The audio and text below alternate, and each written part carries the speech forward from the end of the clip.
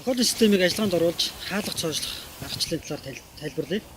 Тохиолдлын системийг ажиллагаанд оруулахын тулд удирдлагын цоошлох товчлуурыг нэг удаа дарах ёстой.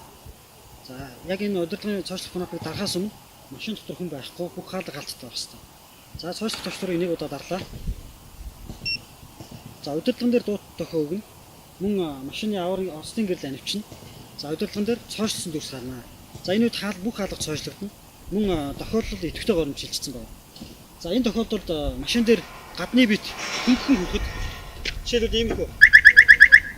За хөнгөн хурж хүн амтан хажуугаар шүрэх тохиолдолд бол ингээд анхааруулсан нэг удаагийн дуу тохиог нь. За энэс илүү чангаар машинд одоо гадны бит хүчтэй хөх машин тэр шүрэх тохиолдолд тасралтгүй дуурна.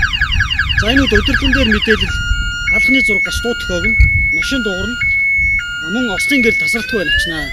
За энэ үед тохиолдлыг дугуй болгохыг хүсвэл цоошлох товчлуурыг нэг удаа дарна. За тохиолдол хэвийн байдалтай шилжээд одоо ажиллагаанд хэвийн горимд орчлоо гэсэн. За удирдлагын дээр ямар нэгэн дуу тохиол ирэхгүй, машин дээр ямар нэгэн дуу тохиол ирэхгүй болчихно гэсэн. За автомашиндаа суухаас өмнө тохиолдлыг идэвхгүй болгож хаалга онгойлгох ёстой. Удирдлага ашиглаад тохиолдлыг идэвхгүй болгож хаалга онгойлгохдоо цоож онгойлгох зурагтай товчлууртай нэг удаа дарна. Тохиолдлын дуу тохиог 3 удаа дуурайд ослын гэрэл анивчна. За энэ үед бүх хаалга онгойно. За мөн удирдлагын дээр цоож онгоосон гэсэн дүрс гарна. За энэ бол тохиолдол идэвхгүй болсон. Бүх хаалгууд онгоцсон гэсэн. За энэ үед гадны бит машин дээр ямар нэгэн дуу тохиол хэрэгжүүлэхгүй.